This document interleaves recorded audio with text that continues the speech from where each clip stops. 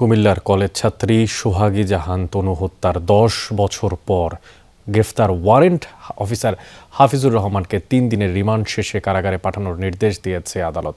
দুপুরে chief judicial magistrate আদালতে বিচারক আবদুল্লাহ আমানের আদালত এই নির্দেশ দেন।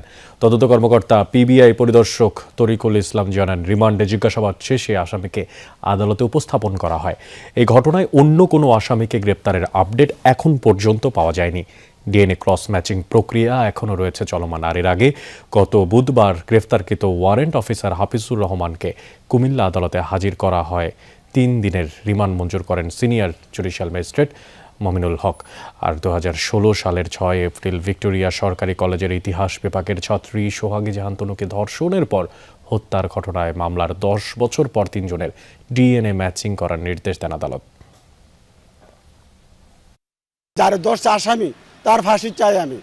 একটা কথা হইল, ডিজিএফআই শাহ আলম ছিল warrant officer, DGFI Shah Alam, ওরা আমি দেখতে চাই, ওরে আইনের আওতায় আনা হোক। প্রাপ্ত তথ্যগুলো যাচাই বাছাই করবো, আমরা এখন করে দেখতেছি। সেটা পরবর্তীতে যদি প্রয়োজন হয় ব্যাপারে চলতেছে, খোঁজ খবর চলতেছে, অনুসন্ধান চলতেছে।